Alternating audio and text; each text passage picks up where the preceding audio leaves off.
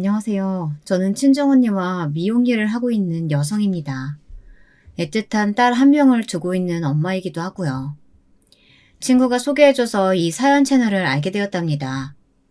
적적하게 지내는 가운데 큰 힘이 되어주더군요. 그러면서 옛 기억들이 새록새록 생각나는데 저 역시 굴곡 많은 인생사를 살아왔던지라 많이 공감도 되고 힘을 얻기도 했답니다. 우선은 친정언니가 제보하라 용기 주어 이 사연글을 적어보게 되었답니다. 끝까지 들어주시면 감사하겠습니다. 저는 어렸을 적 가난한 친정에서 자랐습니다. 우리 때의 가난이란 사실 뭐 다들 고만고만한 형편이긴 했지만 저희 집은 조금 더 특수한 경우였던 것 같습니다. 제 위로 2명의 언니와 아래로 1명의 여동생이 있었는데 내 자매들을 건사하기에는 어머니 아버지도 힘이 많이 붙이셨죠. 게다가 여자가 4명인 집이라니 아마도 예상하셨겠지만 저희 어머니는 아들을 낳기 위해 계속 임신을 하고 애를 낳다가 결국 저를 가지고는 포기하신 경우였습니다. 그 바람에 저희 친할머니, 그러니까 시어머니로부터 저희 어머니는 참으로 많은 구박을 견디며 사셨더랬죠. 그 시대에 여자가 시집살이 하는 건 당연하게 취급되는 일이긴 했어도 저희 친할머니는 공포의 대상 그 자체였습니다. 친할머니는 저희 어머니에게도 부직갱이를 쳐들거나 국자로 등을 내리치는 행위들을 아무렇지 않게 하셨어요. 저희들에게도 마찬가지였습니다. 특히 가장 막내였던 제가 여자라는 걸 알게 된 후엔 그 노여움이 더욱 커지셔선 거의 집안의 폭군과 다름없었답니다. 그 분노의 화살이 다 제게로 옮겨진 건 말할 필요도 없는 사실이고요. 계집애가 뭘 그리 행동이 굼뜬 거야? 내가 저기 밥상 가져오라고 했냐 안 했냐? 너 네 할미 말 귀담아 안 듣냐? 귓구멍이 막힌 게야? 죄송해요 할머니. 얼른 가져올게요. 밥상 가져오고 네 할아버지 물 갖다 드리고 다 하고선 시장에 네 언니들이랑 심부름 가야 한다고. 몇 번을 말했냐. 계집애로 태어난 것도 밉상인데 하는 짓들까지 마음에 안 들어서는 원. 아유, 애미야, 자식 교육 너 똑바로 시켜. 네 딸년들 똑바로 교육시키라고. 안 그럼 내가 아주 혼쭐을 내줄 거야. 어린 시절 제게 친할머니의 존재는 사실상 제발 없어졌으면 하는 그런 존재였습니다. 나쁜 생각이라는 것을 알면서도 그렇게 바라고 있었죠. 이런 제 마음을 아는지 어머니께서는 저를 특히 더 어르고 달래며 이렇게 말씀하시곤 했죠. 미선아, 다 지나갈 거야. 할머니도 너희가 밉고 싫어서 그런 게 아니고 엄마가 마음에 안 드니까 그래서 괜히 너희들한테도 화풀이 하는 거야. 다 엄마 탓이니까 너무 할머니 원망하지 말렴. 알았지? 엄마, 그게 무슨 말이야? 난 무슨 말인지 모르겠어. 도대체 모르겠다고. 왜 아빠는 엄마를 할머니한테서 보호해주지 않는 거야? 엄마는 왜 툭하면 할머니한테 싫은 소리 들어야 하는 거냐고.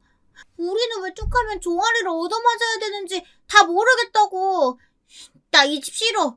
정말 너무 싫어서 이젠 지긋지긋해. 제가 한 맺힌 말을 하며 소리를 내면 어머니는 그런 저를 껴안고 한참을 엉엉 우셨습니다. 마치 할머니 앞에선 울지 못한 울음을 막내딸을 껴안고 원 없이 운다는 듯 참으로 서럽게 우셨어요. 그 울음소리가 너무 가슴이 아파 지금도 가끔씩 그날의 장면을 떠올리곤 합니다. 저희 친정언니들 역시 저처럼 모두 할머니를 증오하고 하루빨리 집에서 나갈 날만을 기다리곤 했는데 그것을 가장 먼저 이뤄낸 건 첫째 언니였습니다. 나이가 가장 많기도 했고 첫째 언니는 공부머리가 별로 없었지만 손기술은 좋아서 미용실에 취직하고 싶다고 줄곧 말해왔었거든요. 언니는 자기 몸처럼 자그마한 짐가방을 들고 여자면 당연히 집안일을 도우라는 할머니의 만류를 뿌리친 채 집을 떠났습니다. 그리고 기차역 앞에서 제 어깨를 붙들며 이리 말했죠. 미선아, 내가 너는 참 아꼈던 거 알지? 물론 다른 가족들도 다 아꼈지만 미선이 우리 막내 동생만큼은 가장 잘 됐으면 좋겠어. 언니가 서울에서 일자리 구해서 미리 자리 잡아놓을게. 그러니까 성인 되면 언니 있는 곳으로 와. 알았지? 응, 알았어, 언니. 약속 지켜. 꼭. 첫째 언니의 그 말은 제게 바닷속 어둠을 밝히는 등대와 같았습니다. 순간 머릿속 전구가 번뜩 켜지는 게 느껴졌어요. 당시엔 고작 13밖에 안 된 계집애의 생각일 뿐이었지만 저는 정말로 성인이 되기도 전 길을 떠났습니다. 첫째 언니가 있는 곳으로요. 제가 생각보다 이르게 길을 떠나게 된 데는 한 사건이 있었는데요.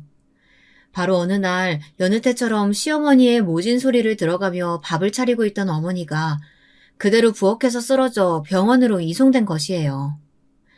어머니는 병원으로 실려가는 동안에도 저희 언니들과 제 이름을 번갈아 부르시며 의식을 차리려 애쓰셨어요.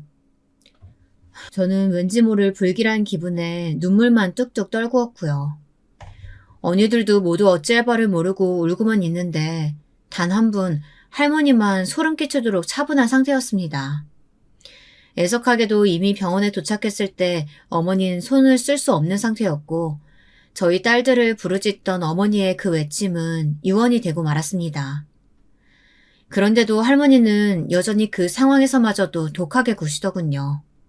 아니, 지금 생각해도 그건 차마 사람이 해서는 안 되는 말이었어요. 아니, 아범아. 무슨 장례식을 그렇게나 거하게 치러줘? 그냥 적당히 하고 말지. 전년들 밥 먹이고 학교 보내는 것만으로도 돈 들어갈 때가 천지다, 아범아. 그리고 우리들끼리 하는 말이지만 너도 새 장가 들어야 한다. 알지? 여자 없이 남자 혼자 사는 거. 나는 내 아들이 그리 사는 건 절대 못 본다. 일단 동네 사람들 시선도 있으니까 한 1, 2년 조용히 있다가 새 장가 들어. 할머니, 지금 뭐라고 그러셨어요? 아니, 듣고 있었던 거야? 언제부터? 지금 우리 엄마 장례를 뭐 어떻게 하자고요? 할머니가 입고 있는 그 옷, 매일 쳐드신 밥, 전부 다 저희 엄마 손길 닿은 거예요. 심지어 할머니가 서 있는 그 바닥까지도 할머니한테 온갖 소리 들어가며 엄마가 매일 물걸레질하며 닦아낸 곳이라고요. 그러니까 당장 죽은 우리 엄마한테 사죄하세요. 무릎 꿇고 엎드려 빌라고요. 시집살이 시켜서 미안하다고 죽을 때 졌다고 하라고요. 얘가 뭐? 쳐드셔? 아니 이년이 어디 버르장머리 없이? 저는 할머니가 반격하기도 전 그 순간 고함을 막 지르며 모든 물건을 다 깨부수기 시작했습니다. 할머니도 아버지도 이미 제정신이 나가서 피가 흐르는지도 모르고 물건을 부수는 절 보더니 무섭긴 했는지 차마 말리지는 못하고 경찰에 신고를 하더군요. 허나 동네 주민들과 경찰이 합세해 말릴 때까지 전 멈추지 않았습니다. 그렇게 동네를 뒤집어 놓은 후 장례에 온 첫째 언니와 함께 서울로 떠나게 되었습니다. 언니, 내가 할머니한테 그러지 않으면 우리 엄마 너무 불쌍해서 우리 엄마 영혼 이 땅 못 떠날 것 같아서 그랬어. 근데 앞으론 나 정말 잘 살 거야. 잘 살아서 아버지랑 할머니한테 보여줄 거야. 서울로 향했을 때 저는 도끼에 가득 차 있었습니다. 어떻게든 떵떵거리며 다시 고향에 내려가기 위해 금이 환양의 꿈을 품고 무슨 일이든 해서 성공하겠다 다짐했죠. 하지만 환상과 현실은 그 차이가 크죠. 한 번도 와보지 못한 서울이란 곳에서 전 대차게 아주 보란듯이 얻어맞고 꺾이고 말았답니다. 저는 처음에 종잣돈을 모으기 위해 언니의 미용실에서라도 일을 하려고 마음먹었는데 언니가 당시 사정이 좋지 않아 하고 있던 미용실을 접어야 하는 상황이 되는 바람에 언니에겐 도움을 요청할 수가 없었습니다. 그래서 이것저것 닥치는 대로 건물 청소일부터 시작해서 공장일, 파출부일, 돈이 되는 일이라면 다 해야 했어요. 그런데 몸이 축나도록 일해도 생활비를 충당하고 나면 돈은 밑빠진 독에 물붓기처럼 계속해서 빠져나가기만 하더군요. 거기다 사정이 안 좋아진 언니까지 가세하는 바람에 제 꿈은 정말 꿈으로만 끝날 위기였어요. 참으로 서글펐습니다. 그때 처음으로 진탕 술을 먹고 길거리를 돌아다니며 신세 한탄을 뱉어냈습니다. 그리고 그때 눈앞에 보이는 옷가게에 들어가 평소엔 절대 하지 않을 소비를 왕창 하고 나오는 와중에 어느 남자와 부딪혀 쇼핑백에 있던 옷들을 가득 쏟아내고 말았어요. 하필 제가 원래 입고 있던 허름한 옷이라 창피하더군요. 서둘러 주워 담고 있는데 괜찮아요? 많이 다친 것 같은데 무릎에서 피 많이 나요. 하며 다정히 누군가 말을 걸더군요. 고개를 들어보니 남자는 깔끔하고 준수한 외모에 저와 비슷해 보이는 나이 또래의 남자였습니다. 무슨 일인진 모르겠지만 술도 마셨겠다 저도 모르게 홀린 듯 강가 주변으로 자리를 옮겨 제 이야기를 주절주절 떠들게 되었고 남편도 처음 본 사람이 이러는 것에 당황한 것도 잠시 조용히 제 이야기를 들어주더군요. 그러면서 조심스레 위안 비스무리한 것을 하기 시작했는데 우습게도 그만 그때 남편에게 마음을 빼앗겼던 것 같습니다. 한 번의 인연으로 끝날 줄 알았지만 저는 그날 이후 남편을 또 한 번 만나게 되었습니다. 이번의 만남은 저번처럼 야심한 밤이 아닌 환한 낮에 서로 수줍은 얼굴을 가지게 된 만남이었습니다. 그러면서 서로를 알아가게 되었죠. 남편의 집안 또한 저희 집과 크게 다를 바 없이 형편이 좋지 않았습니다. 아버지는 사고로 일을 못하신 지 오래라 집에만 계시었고 남편의 어머니 되시는 분이 사실상 가장이셨는데 시장통에서 작은 해장국집을 운영하고 계신다고 하더군요. 그리고 남편에게는 동생이 한 명 있었는데 동생은 남편보다 이르게 결혼해서 이미 가정을 꾸리고 있었습니다. 난 내 동생이 나보다 일찍 결혼한 게 컴플렉스라면 컴플렉스야. 사실 집에선 내가 장남이기도 하고 다들 내가 일찍 결혼할 줄 알았는데 나보다 동생이 더 잘나서 그런가? 모든 면에서 뛰어나서 그런지 걔는 결혼도 빨리 하더라고. 그것도 완전 부잣집 여자랑. 찌질해 보일 수도 있겠지만 나는 내 동생이 참 부럽고 질투나고 그렇다. 남편의 동생은 꽤나 잘나가는 대기업 사원에 대학교 역시 전액 장학금으로 다닐 만큼 공부를 잘했다고 하더군요. 어딜 가나 주목받는 외모에 공부 머리까지 갖췄으니 남편과는 당연히 비교가 될 수밖에 없었다고 합니다. 거기다 남편은 성적이 부진해서 대학가를 엄두는 내지 못하고 그저 어머니 식당 일이나 돕고 있었는데 그 바람에 늘 잔뜩 위축되고 주눅이 들어 있었어요. 저는 그 점이 참 마음 아팠습니다. 저 역시 아들이 아니란 이유 하나만으로 오랫동안 고통받고 힘들어 보았잖아요. 남편 역시 저와는 다르지만 비슷한 그림자를 가지고 있다 생각하자 그런 남편을 더욱 보듬어주고 싶어졌어요. 아니야, 당신은 누구보다 빛나는 사람이야. 나를 구해준 사람도 당신이고. 난 당신과 함께 행복한 미래 꾸려나갈 자신 있어. 혼자면 못 갈 길이어도 둘이면 갈 수 있다고 하잖아. 그 말에 은은히 미소 짓던 남편. 그렇게 저는 프로포즈 아닌 프로포즈를 하며 남편과의 결혼을 결심하게 되었습니다. 제가 남편과 결혼하기 위해 시어머니를 찾아간 자리에서도 남편의 동생인 서방님과 동서가 함께 와 있었는데요. 일단 서방님은 남편의 말대로 훤칠한 외모에 어쩐지 머릿속에서 생각한 느낌 그대로였습니다. 그리고 동서는 그 내면의 악독함을 전혀 파악할 수 없을 만큼 선하고 수더분한 인상을 가진 사람이었습니다. 형님 되신 분이 온다고 해서 저까지 졸라서 따라왔어요. 부담스럽지 않으실지 모르겠네요. 아니에요. 저도 만나 뵙게 돼서 반가워요. 얘기 많이 들었어요. 어머님 안녕하세요. 강미선이라고 합니다. 그래 어서 와요. 우리 덕수랑 결혼할 아가씨라고 들었는데 실물로 보니 뭐 아주 영 나쁘진 않네. 일단 오느라 고생했을 테니까 앉아요. 이날 굉장히 신경이 쓰였던 것이 시어머니였는데요. 딱히 대놓고 반대를 하시진 않지만 어쩐지 첫 만남에서 저를 마음에 들어하지 않는 인상을 받았습니다. 특히나 제 고향이나 친정의 경제적 수준 같은 이야기 들으시곤 가끔씩 고개를 돌려 한숨을 뱉으시는데 왠지 모르게 위축이 되더군요. 일단 첫 만남은 그렇게 비교적 그럭저럭 마무리되었지만 문제는 결혼 후였습니다. 아니 어쩌면 저희 할머니와 아버지를 어쩔 수 없이 모셔놓고 치른 결혼식에서부터 시작되었을지 모르겠어요. 결혼 후 시어머니가 틈만 나면 둘째 동서가 이걸 사줬네 저걸 사줬네 하며 자랑을 하시더군요.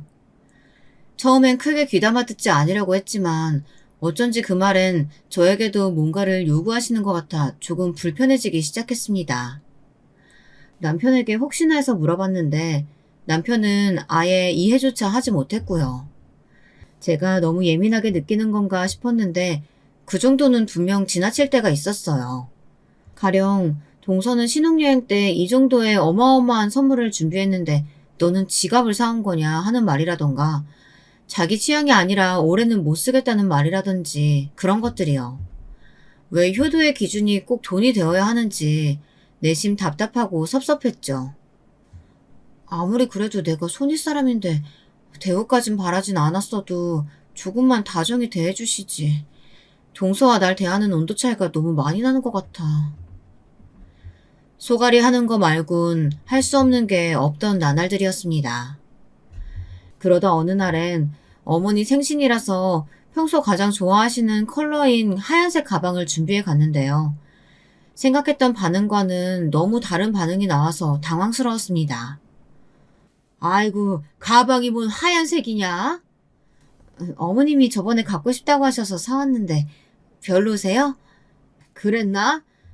근데 아무래도 하얀색은 때가 너무 많이 타서 들고 다니진 못하겠구나. 반품하기도 그렇고 참 돈 아깝네. 너는 센스 좀 키워야겠다. 그 센스는 우리 예쁜 둘째 아가한테 배워라. 손 아랫사람이지만 배울 건 좀 배워야지. 그나저나 둘째 아가는 뭐 먹고 싶은 거 없니? 저번에 내가 해준 갈비찜 맛있다고 했지? 아무래도 너 온다고 해서 그것 좀 해놨어. 가져가라. 사돈어른도 좀 챙겨드리고.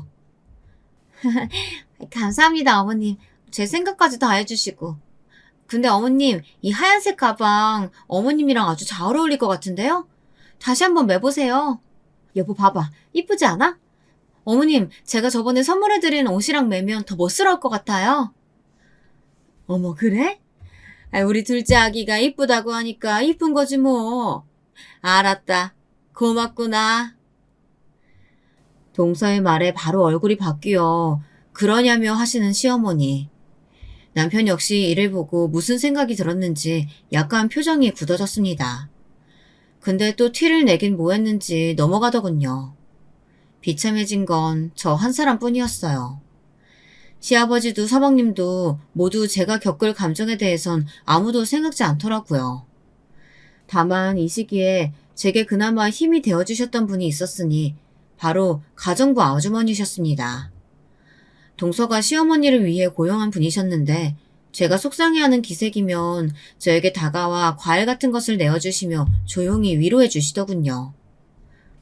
아까 많이 속상했죠? 먹고 힘내요. 많은 단어는 아니었지만 그 말로도 충분히 위안이 되었습니다. 그리고 또 한 사람이 있었으니 예상외로 동서였습니다. 동서는 눈치가 빠른 사람이었어요. 동서의 친정이 부자라는 것에 사실 조금 거리감을 느껴 편하지 않은 상태였는데 분위기가 안 좋아지면 바로 화제를 돌려 저를 추켜 세워주려고 하더군요. 그 노력이 보이니 저도 조금씩 동서가 다르게 보였습니다. 게다가 어느 날은 제가 생각지 못한 이벤트까지 준비했더라고요. 남편에게도 못 받아본 이벤트를 말입니다. 너 우리 둘째 아가가 사준 이 가방 봤니? 내가 이미 자랑했나? 너도 이 가방 어디 건지 알지? 백화점에서만 살 수 있는 물건이야. 하기야 아무리 총구석에서 자란 너라도 알 건 알겠지. 그날도 여지없이 동서 자랑을 해대며 하나부터 열까지 동서의 훌륭한 점을 일일이 열거하시는 시어머니를 상대하느라 저는 지쳐 있었는데요. 제가 집에 갈 때가 되자 갑자기 동서가 마중을 나오겠다며 따라 나오더니 남편 차 쪽으로 와서 제게 쇼핑백 하나를 건네더라고요. 저 형님, 제가 형님 것도 사왔어요. 사실 형님과 친해지고 싶어서 주는 뇌물이기도 하고요. 별거 아니지만 예쁘게 들고 다녀주세요. 어머, 고마워 동서.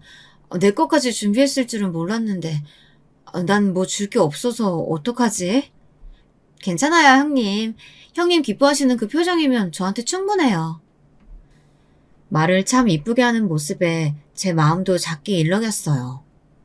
사실 돈이 많은 집안에서 태어났으니 그저 거만하고 조금은 저한테 텃세도 부릴 것으로 예상했는데 의외로 첫인상처럼 수더분하고 사람이 진실하더군요. 자신의 속 이야기까지 하며 다가오는 모습에 깊은 감동을 받기도 했습니다. 아마 동서가 잠깐 커피를 마시자며 저를 부른 날이었을 거예요. 형님이 저를 어떻게 생각하실진 모르겠지만 저 겉으로 보이는 모습처럼 막 행복한 집에서 자란 건 아니에요. 물론 저희 아버지가 큰 회사 운영하시고 그 덕에 제가 편히 산 건 맞아요. 하지만 저는 단 한 번도 행복하지 못했거든요. 우울증도 있었고요. 어느 날은 엄마가 안 되겠는지 절 데리고 병원에 데려가시기도 했는데 약 먹어도 고쳐지지가 않더라고요. 얼른 아이를 가져야 이 병이 나아질까 싶기도 하고. 저나 그이가 계속 아이 갖기 위해 노력 중에 있거든요. 제가 나이가 많은 편이 아닌데 왜 안 생기는지 모르겠어요. 요즘은 아무튼 아기도 안 생기고 해서 더 우울한 것 같아요. 동서가 그런 사정이 있었구나. 나는 전혀 몰랐네. 동서가 힘들게 자랐을 줄은. 사실 나야말로 동서한테 미안한 마음이 드네. 괜히 부잣집 사람이라고 해서 새침하고 고집 있는 사람일 거라고 생각했거든. 근데 동서를 경험해보니까 정말 성숙한 사람이더라. 고마워. 시어머니가 매번 이렇게 모질게 굴 때마다 막아주고 노력해줘서. 그리고 아이는 사실 하늘이 주는 거라고 하잖아. 분명 엄청 이쁘고 튼튼한 아기 천사가 오려고 시간이 좀 걸리는 걸 거야. 그러니 긍정적인 마음가짐으로 조금만 기다려보자. 그럴까요? 정말 그럴까요, 형님? 그렇게 말해주시니까 제 마음이 너무 편해져요. 고마워요, 형님. 형님은 전생에 제 언니였을 것 같아요. 왠지. 눈물을 글썽거리는 눈으로 저에게 고맙다며 폭 안기는 동서를 보니 저는 순간 제가 정말 친언니라도 된 듯한 기분이 들었습니다.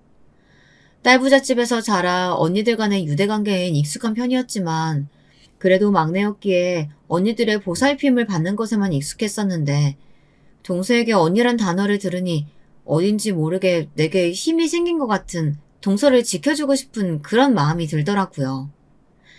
마치 제가 남편에게 그런 마음을 가졌던 것처럼요. 남편은 제가 동서와 사이가 가까워지자 이상한 듯 고개를 갸우뚱했어요. 어떻게 배경이 다른 동서와 친해졌는지 궁금해하더라고요. 그러면서 갑자기 모임을 갖자고 하더군요. 모임? 갑자기? 당신은 서방님 불편해하잖아. 아니야. 당신이랑 재수씨가 친하게 지내는 거 보니까 나도 동생네 부부를 너무 못 챙길 것 같아서 말이야. 이참에 친해지고 형제간에 소원했던 거 풀면 좋지. 그땐 남편의 음험한 속내를 모르고 저 말을 고지고대로 믿었는데요. 사실상 모임에서 발생하는 돈을 부담할 여력도 되지 않았지만 남편은 꼭 동생네 부부와 함께하는 모임에 반드시 참석하려고 했습니다. 그러면서 점점 동서에게 다가가 자신이 하려는 사업에 대해 이야기를 늘어놓기 시작하더라고요. 재수씨, 사실 이 사업은 제가 많이 준비한 사업이에요. 물론 신입이 안 가면 거절하셔도 돼요. 투자를 강요하는 건 절대 아니니까요. 여기 사업 계획서인데 읽어보시고 연락 주세요. 그때야 비로소 남편의 목적을 눈치챘습니다. 남편이 동서를 통해 돈을 타내서 어머님의 해장국집에서 벗어나 자기만의 사업을 차리려고 하는 것을요. 솔직히 전 동서가 거절할 줄 알았습니다. 아무리 가족이라고 해도 돈 관계는 철저히 해야 한다는 것을 알고 있을 거라고 생각했거든요. 그런데 사업 계획서를 읽어봤다며 연락해온 동서가 뜻밖에도 남편의 사업에 적극 투자하겠다고 하는 거예요. 정말이에요, 재수씨? 저야 너무 고맙죠. 재수씨 덕분입니다. 네, 한번 열심히 해볼게요. 동생이요? 네, 동생한테도 말해보고 있어요. 저는 내심 동서의 결정에 놀라기도 하고 혹여나 가족관계가 돈 문제 때문에 어그러질까봐 걱정도 되었지만 동서 스스로가 신중하게 내린 결정이라고 하는 말에 달리 할 말이 없었습니다. 게다가 서방님도 회사를 그만두고 이 사업에 끼기로 하면서 어쩐지 남편이 구상한 사업은 점점 더 박차를 가해져 갔습니다. 사실 해장국 집에서만 일할 줄 알지 사업할 성향의 사람은 아니라고 생각했는데 남편은 예상 외였어요. 한번 길을 트더니 누가 막을 새도 없이 정신없이 앞만 보고 돌진하더라고요. 매일이 야근에 주말 출근까지 불사하곤 했지만 그럼에도 열심히 자신의 일에 매진하여 어떻게든 성과를 내려고 하는 모습이 나쁘게 보이진 않았습니다. 서방님에게 그간 느껴왔던 열등감을 이렇게 결과로 바꿔보려고 하는 것인가 이런 생각이 들었죠. 다만 불편한 것이 있었다면 남편이 동서에게 쩔쩔 못 매고 온갖 아부를 한다는 것이었어요. 동서는 은근히 그것을 즐기고 있는 것 같기도 했고요. 제겐 여전히 잘해주는 동서였지만 남편이 아랫사람을 자처할 때 그대로 두고 보기만 한다는 점이 마음에 들지 않았습니다. 아, 재수씨, 그 향수요? 제가 지금 당장 사갈게요. 그거 한정판인데 마침 딱 하나 남았더라고요. 네, 걱정하지 마세요. 재수씨한테 어울릴 것 같아요. 네, 그럼 아주버님 부탁드려요. 보면서 그 모습이 참 짠하면서도 불편했습니다. 오로지 성공만을 위해 아부하는 남편. 과연 내가 선택한 사람이 이런 사람이었던가 그런 실망감도 들었죠. 그러던 중 인생에서 가장 행복한 기쁨을 만끽할 수 있는 일이 생겼는데요. 이 일로 인해 그렇게나 사이좋았던 동서와는 거의 전쟁 같은 사건이 벌어지게 되었답니다. 제게 소중한 아기 천사가 찾아온 것이었어요. 남편이 워낙 바빠서 노력할 틈도 없었는데 다행히 늦지 않게 적당할 때 찾아와 준 아기 천사가 너무나 고마웠습니다. 저는 이 소식을 당연히 시댁에 알렸고 어느 정도 축하를 받을 거라고 여겼습니다. 그런데 시댁 식구들의 반응이 말로 표현할 수 없을 정도로 섭섭했습니다. 일단 시어머니는 뭐? 애를 뱄다고? 아이고 좋은 일이네. 장가는 늦게 갔어도 애는 일찍 만들어 왔구나. 장하다 우리 장남. 하지며 제가 아닌 남편만을 칭찬했고요. 시아버지 역시 딸인지 아들인지부터 꼭 알아오라고 당부하셨습니다. 첫애는 반드시 아들이어야 한다는 말씀을 덧붙이시면서요. 첫애가 왜 꼭 아들이어야 하는지 가뜩이나 그걸로 인해 평생 상처를 받아온 마당에 저는 대차게 묻고 싶었지만 차마 대거리까지 하진 못하고 전화를 끊었습니다. 거기다 여기서 더 충격적인 반응이 있었으니 동서와 서방님네 쪽이었어요. 그 중에서도 동서 쪽이었는데요. 사실 동서에게 이야기하기 전엔 많이 망설여지긴 했습니다. 아무래도 동서는 무려 5년 동안 아기를 기다려왔는데 생기지 않아 힘들어했고 가뜩이나 요즘 우울한 표정들이 보여 마음이 안 좋았거든요. 저 동서, 전할 말이 있는데 사실 나 아기 가졌어. 동서한텐 조금 미안하네.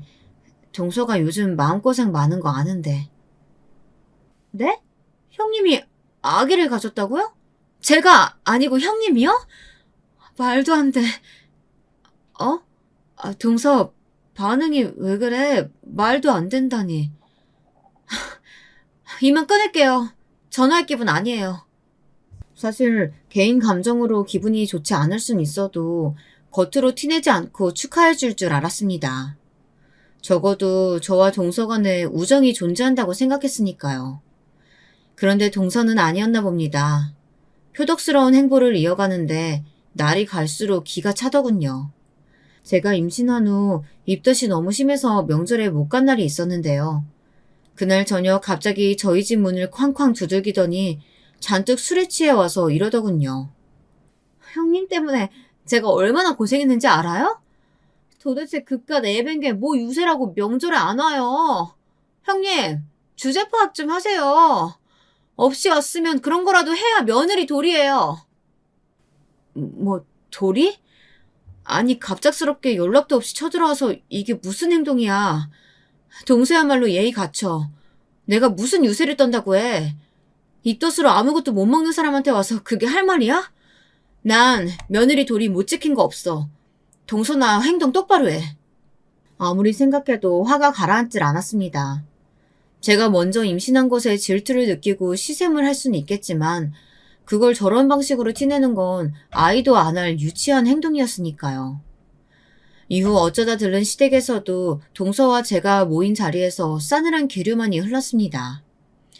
시어머니와 시아버지도 대강 어찌된 일인지 아는 눈치였고 결코 중간에서 동서를 나무라거나 할 생각은 안 하시더군요. 외려 저보고 동서의 아기씨가 들어설 한약을 지어야 하는데 아는 한방병원이 없냐고 물어오더라고요. 뱃속에 작게 태동이 느껴지는 아이에 대해선 전혀 묻지도 않으시고 말입니다. 저는 시부모님의 그런 태도가 섭섭했습니다. 동서와 저를 놓고 하는 시부모님의 비교야 이미 겪어올 대로 겪어와 익숙해졌다고 생각했건만 이런 식으로 상처를 입게 되니 또 새로운 상처가 느껴질 만큼 가슴이 아프더라고요. 그래, 너야 순풍순풍 잘 났겠지. 근데 난 우리 둘째 아기가 걱정이다. 너도 알겠지만 걔가 마음이 오중이 어리니? 아마 너가 임신하고 속 쓰려 죽을 건데 네가 손윗사람이라 말도 제대로 못하고 말이야. 너 행여나 둘째 앞에서 임신했다고 잘난 척하거나 애기로 사람 속 들쑤시 말아라. 알겠니? 어머님, 제가 왜 그러겠어요. 그리고 동서 말 못하진 않던데요. 저번에 저한텐 명절날 안 왔다고 아닌 밤중에 집까지 찾아와서 한바탕 소리 지르고 갔어요. 저나 남편이나 그 뒤처리 감당하느라 너무 힘들었고요. 어? 그날은 너도 없는 마당이라 왜 시켰는데? 아니 그래, 둘째 애가 아무튼 그 정도로 마음이 힘들다는 거야. 원래 사람이 마음이 힘들면 무슨 말이든 하는 법이야. 몸보다 더 고치기 힘든 게 마음의 병이라는데 우리 둘째 아가가 워낙 병약하다 보니까 그런 거야. 네가 이해하고 더 마음 넓게 써라. 그게 손윗사람이야. 그래, 네 시애미 말이 맞다. 그나저나 너는 딸이라고 했다고? 아이고, 암탉이 울면 집안이 망한다던데. 아휴, 마음에 드는 구석이 어째 하나도 없구나. 그러던 어느 날은 시어머니와 시아버지가 번갈아가며 제게 공격을 퍼부으시는데 멀뚱히 앉아 그걸 지켜보고 있는 남편에게까지 너무나도 화가 나버리고 말았습니다. 도대체 임신한 것이 뭐 그리 잘못이고 죄라고 이런 이야기를 듣고 있어야 할까요? 동서 눈치 보기 바쁘고 비위 맞추기 바쁜 시댁 식구들의 모습에 환멸이 느껴지는 순간이었습니다. 당신 왜 아까 시부모님한테 아무 말도 못했어? 당신 동서한테 투자받은 돈 때문에 그래? 그래서 말도 못하고 내가 그렇게 무참히 짓밟히는 동안 입 다물고 있었던 거야? 그런 거냐고! 아니 그게 아니고 넌 네가 너무 예민하다고 생각 안 하냐? 아니 재수씨가 마음 좀 상해서 그런 말 할 수도 있는 거지 뭘 그걸 가지고 우리 엄마 아빠한테까지 고스란히 일러 바치고 있냐? 너도 유치해. 재수씨 욕할 게 아니라고. 게다가 남편은 대놓고 동서 편을 드는데 남의 편인지 남편인지 분간이 가지 않더라고요. 저는 임신한 것도 있고 그냥 남편 보고 사무실에서 자고 오던지 마음대로 하라고 했습니다. 남편의 얼굴을 보면 동서가 떠오를 거고 그럼 시댁 식구들이 연달아 떠올라서 너무 마음이 괴로워질 것 같았거든요. 저는 차라리 태교에 집중하자고 생각하며 시댁과는 거의 연을 끊다시피 한 상태로 살았습니다. 그리고 또 저는 집에서 할 수 있는 부업 같은 걸로 무리하지 않는 선에서 제 수중의 돈을 만들어 나갔습니다. 남편에겐 어느 정도 마음을 풀긴 했지만 깊은 속내엔 경제적인 부분을 남편에게 기대하는 것이 싫었기 때문이죠. 그러던 중 첫애를 낳고 얼마 되지 않아 친정 언니로부터 연락이 왔습니다. 언니가 미용실을 다시 오픈했다면서 같이 일해보지 않겠느냐고 연락이 왔더라고요. 사실 그때는 육아가 바빠 그럴 여력이 없었기에 거절했지만 언니에게 반드시 꼭 미용일을 배워서 언니를 돕고 싶다고 말해놓았습니다. 왜인지 그 길이 꼭 저와 잘 맞을 것 같았거든요. 물론 제가 첫애를 낳았을 때 동서건 시댁 사람들이건 저에게 딱히 크게 축하의 말은 건네지 않았습니다. 동서는 아예 얼굴 자체를 비치지 않았고 시어머니는 저와 아기를 한번 보고는 쓱 가버리셨죠. 시아버지는 아들이었다면 더 좋았을 텐데 라는 말을 구태여하며 가뜩이나 몸이 성치 않은 상태의 저에게 상처를 주셨답니다. 어른들은 그놈의 아들이 뭐 그리 대단하다고 아들 타령을 해대는 걸까요? 정작 본인 아들들이 뭐 그리 대단한 역할들을 한다고 말이죠. 그럴수록 저는 우리 딸을 더 잘 키워내리라고 이악 물고 다짐했습니다. 다만 당시 한 가지 걱정되는 일이 있었다면 남편과 서방님이 함께 시작한 사업이 갑자기 내리막길을 걷기 시작했습니다. 진행하던 사업에 큰 프로젝트에 문제가 생기고 중요한 거래처가 끊기는 바람에 입지가 위태로워진 것이죠. 서방님은 재빠르게 발을 빼버렸고 남편 홀로 남았는데 사실 성장하는 회사였지 기반이 자리 잡힌 회사가 아니었어요. 그래서 저는 불안하기도 하고 조바심도 났습니다. 저 하나 굶는 건 상관없었지만 저에겐 지켜야 할 딸이 있었으니까요. 아니야, 어떻게든 일어설 거야. 재수씨가 있잖아. 재수씨가 도움 준댔어. 남편은 그 후로 동서에게 더 집착하며 아부를 떨기에 나섰습니다. 같이 있을 때마다 동서의 칭찬에 동서를 여왕처럼 모시는데 그 모습이 너무 보기 역할 정도였어요. 제 딸 생일보다 동서 생일이 우선이었다면 믿으시겠어요? 그리고 전 혹시 모를 상황에 대비해 딸이 어느 정도 크고 난 후엔 언니의 미용실에 들어가 일을 시작했습니다. 미용 일을 처음 배워보는 것이었기 때문에 아주 많은 연습이 필요했습니다. 얘, 너 감각이 없다. 나는 미선이 너가 이쪽으로는 빠릿빠릿할 줄 알았는데 말이야. 너 이러다간 손님 못 잡겠어. 얼른 더 연습해. 언니가 한 번씩 이렇게 엄하게 혼낼 때면 새삼 더 긴장돼서 열심히 미용가위를 들고 연습을 하게 되더군요. 가끔은 딸아이를 데리고 미용실에 갈 때도 있었는데 딸아이는 그런 제 모습을 보고 뭐가 뭔지도 모르며 방실방실 웃기도 했습니다.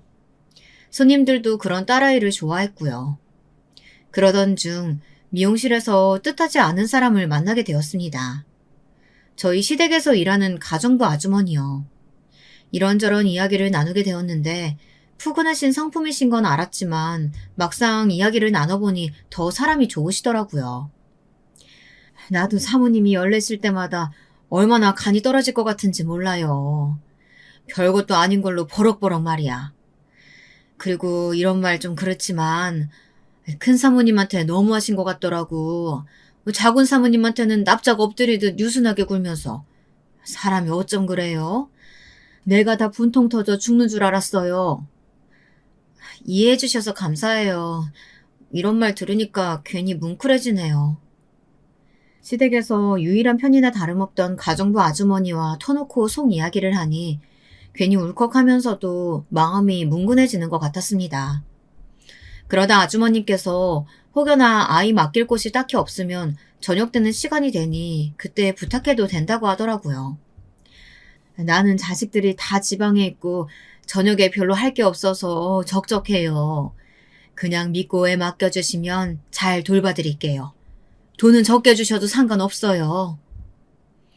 사실 남편 돈을 써가면서 시터를 고용하기 애매한 저녁엔 딸아이를 미용실에 데려오곤 했는데요. 그럴 수만 있다면 더 안심이 되고 우리 딸을 위해서도 더 좋을 것 같았어요. 거기다 적은 돈으로 봐주신다고 하니 너무나 감사할 따름이었습니다. 그렇게 저는 딸아이를 아주머니에게 맡기곤 미용실 연습에 박차를 가했죠. 다행히 실력은 빠르게 향상되어 갔습니다.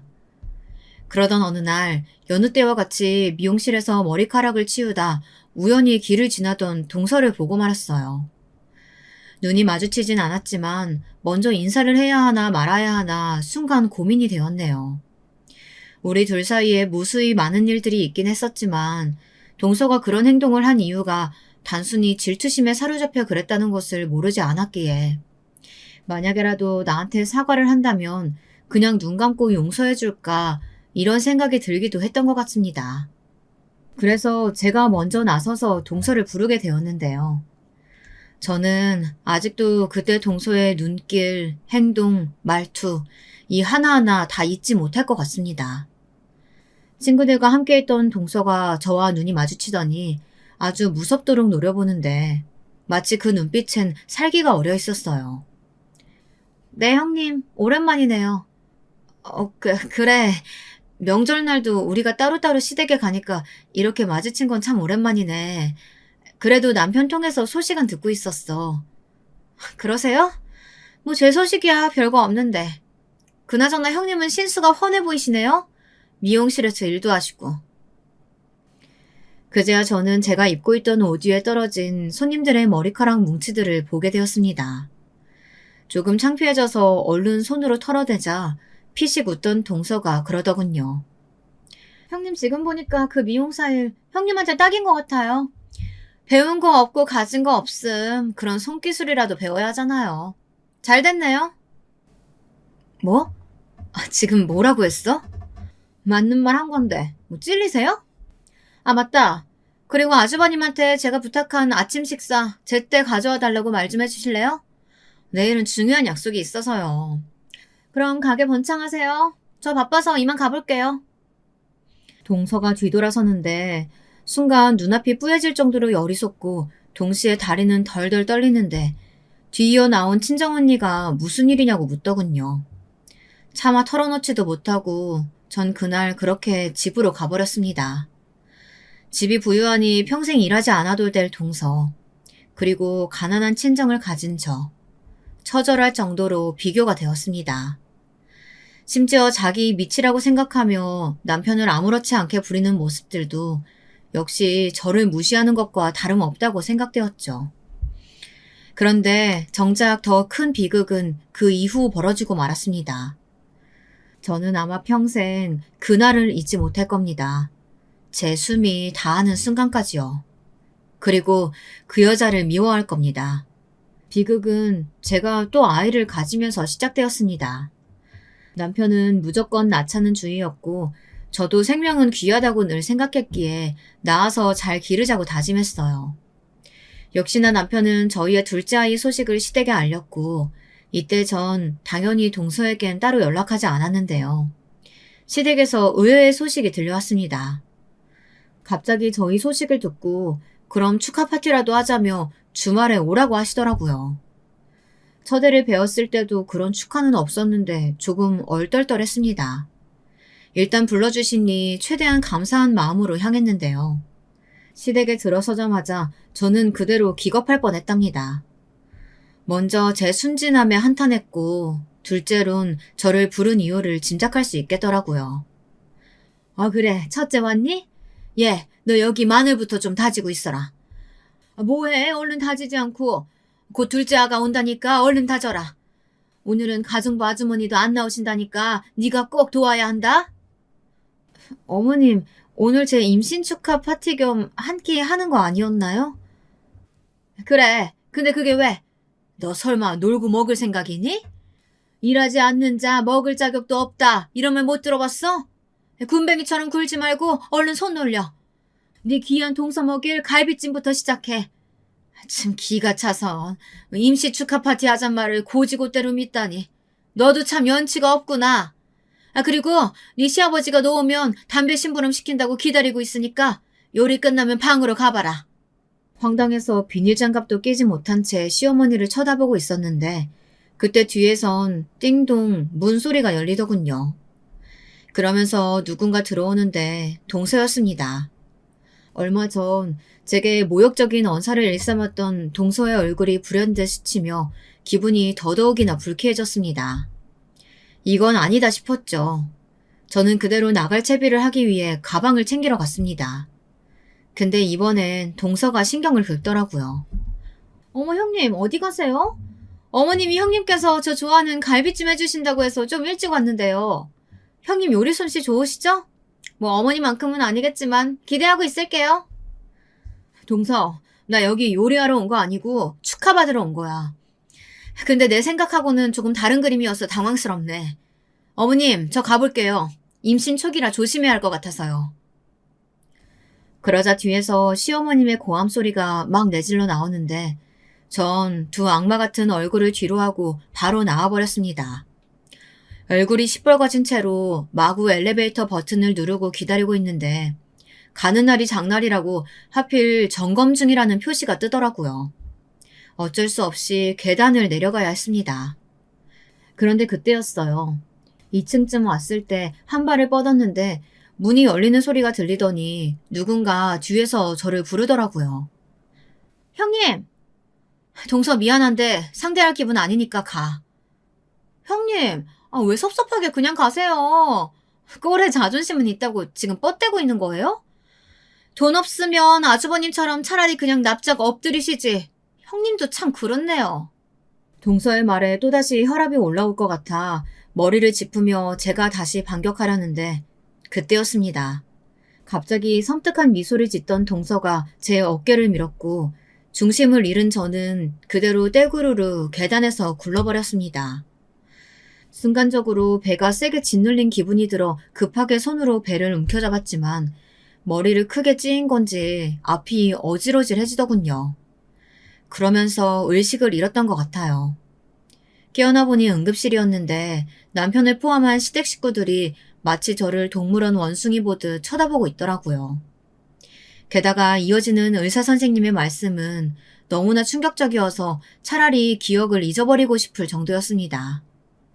저의 소중한 아이가 충격에 의해 유산이 되었다는 말이었죠. 임신 초기라 조심했어야 할 시기인데 찾아오기로 했던 소중한 생명, 소중한 삶이 단 한 사람으로 인해 망가져버린 것이었습니다. 때마침 보이는 동서의 눈빛에 전 곧바로 동서를 가리켜 터진 입술로 겨우 한마디씩 내뱉었습니다. 동서가 밀쳤어요. 그런데 기겁할 거라고 생각했던 시댁 식구들은 모두 외려 저를 이상한 사람 보듯 쳐다보더군요. 아마 살면서 그런 가해는 처음 당해봤던 것 같아요.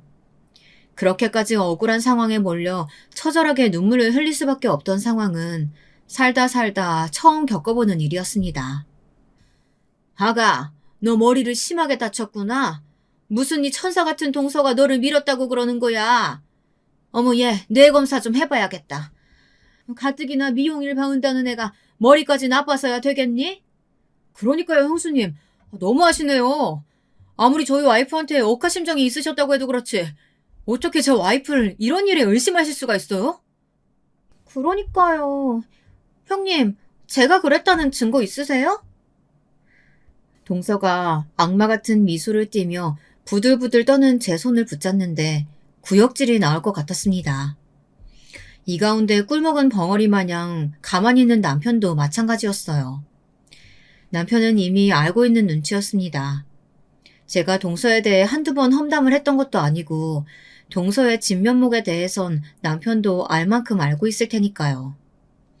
하지만 돈이란 것이 참 더럽고 무서운 것인가 봅니다. 당신이 머리를 많이 다쳤나 봐. 재수 씨 목소리 들었다고? 혹시 다른 사람 목소리랑 착각한 거 아닐까? 어떻게 의식까지 이른 마당에 재수 씨 목소리라고 확신할 수가 있어. 당신이 잘못 들은 걸 거야. 일단 푹 쉬어. 아기도 이랬으니까 몸도 많이 아플 텐데. 그 순간 제 속에 감당할 수 없는 불길이 치솟았는데요. 저를 두고 우르르 나가버리는 시댁 식구들과 남편을 보며 혀라도 깨물어 거짓말을 하지 않았다는 것을 알리고 싶은 심정이었습니다. 하지만 비상계단에 CCTV가 설치되어 있는 것도 아닌데 어떻게 제 말을 입증할 수 있을까요? 아마 동서도 이 점을 노리고 저를 계단에서 밀어버린 거 아닌가 싶습니다. 정말 무서운 사람이었죠. 그 후 제가 친정언니를 소환해 울며불며 이 일을 털어놓자 언니는 저보다 더 버럭 화를 내며 길길이 날뛰었어요. 당장 시댁에 쳐들어가겠다는 걸 일단은 말렸죠. 하지만 저는 언니처럼 화를 낼 기력도 없었습니다. 퇴원할 날이 되자 어느새 제 발은 이미 옥상으로 향하고 있었어요. 병원 옥상이요. 그간 너무 많이 지쳤던 것인지 살 의욕도 없고 밉지만 가족이라 믿었던 사람들이 일제히 저를 배척하는데 마음의 상처가 너무 가혹해서 이대로 눈을 감고 죽고만 싶었습니다. 그런데 참 사람 일이란 게 신기하죠. 제가 문을 열고 한 발을 디디려고 할 때 주머니에 넣어두었던 핸드폰에서 알림이 하나 도착하더라고요. 원래 같았으면 그대로 직진했겠지만 문득 우리 친정언니가 생각나면서 언니에게 유서 비스무리한 말이라도 남겨야겠다는 생각이 들어 핸드폰 메신저를 열었습니다. 하지만 예상치 못한 동영상 하나가 전송되어 있더군요. 의문이 들어 동영상을 재생시켜보니 그건 정말이지 기적 같은 동영상이었습니다. 동서가 저를 미는 장면이 여실히 찍혀있는 그런 장면이었는데요. 구도를 보니 제가 엎어진 계단 바로 아래층 계단에서 찍은 것 같은 영상이었습니다. 발신인을 보니 가정부 아주머니셨어요. 저는 바로 친정언니를 대동해서 경찰서로 향해 이 동영상을 보여주고 동서를 고소하겠다는 법적 의사를 밝혔습니다. 그리고 가정부 아줌마를 만나 자세한 상황을 들어보게 되었는데요. 더 기막힌 사실이 숨겨져 있더라고요. 내가 그날 사모님 댁에 못 가게 됐잖아. 근데 핸드폰을 놔두고 온 게 생각난 거예요. 그래서 나도 늙었나 보다 하고 사모님 댁 계단에 올라가고 있는데 작은 사모님이 또 큰 사모님에게 뭐라고 하는 소리가 들리더라고요. 그때 저도 모르게 힘들어하시던 큰 사모님 생각이 나서 이걸 큰 사모님 남편분에게라도 보여줘야겠다 싶어서 카메라를 켰어요. 근데 세상에 이 일이 일어난 거예요. 굴러떨어져 있는 큰 사모님을 작은 사모님은 한참이나 바라봤어요. 의식을 잃은 것도 알면서도 혼자 웃고 낄낄거리는데 무서울 지경이더라고요. 일단 저도 몸을 숨기긴 했지만 어떻게든 이 사실을 알려야겠다 싶어서 동영상 보낸 거예요. 심지어 아주머니는 저번 날에 동서가 통화로 절 밀어버려 애를 떼버리고 싶다는 말을 한 것도 엿들었다고 합니다. 경찰에도 그대로 증언을 해주셨고요. 덕분에 저는 평생 풀리지 않았을 한을 기어이 풀 수 있었죠. 기적의 동영상 덕분에 말입니다. 그리고 눈 감고 모른 척 하셨을 수도 있지만 그러지 않고 제게 동영상을 보내주시고 아이까지 돌봐주시는 아주머니에게 너무 감사드려 살해를 했습니다. 동서 역시 변호사를 썼지만 꼼짝없이 구속되어 법의 심판을 받았고요. 가장 통쾌한 건 시댁 식구들이 모두 제게 엎드려 조아리기 시작했다는 거예요. 동서가 그렇게 되었으니 서방님은 말할 것도 없고 남편은 동서의 지원을 못 받게 되자 안달이 나서 저에게 연락을 해댔어요. 하지만 저는 깡그리 무시했습니다. 참으로 통쾌한 한방이었습니다. 지금까지의 제 삶을 돌이켜봤을 때 이번 사건이 아니었다면 어쩌면 저는 아마 평생 누군가의 노래처럼 목에 줄을 묶인 채 아등바등 살아야 했을지 모릅니다. 하지만 이번 사건을 계기로 하나를 얻어갔어요. 지긋지긋한 결혼 생활을 청산한 것이요. 그것만으로도 저는 만족합니다. 동시에 인간보가 아직 자명하게 존재한다는 사실을 깨달을 수 있었고요. 세상을 전보다 좋은 시선으로 바라보게 되었답니다. 아직은 살만한 세상인 것 같아요. 좋은 사람들이 선한 용기를 가지고 행동하는 일이 종종 있으니까요. 지금까지 사연 들어주셔서 감사합니다.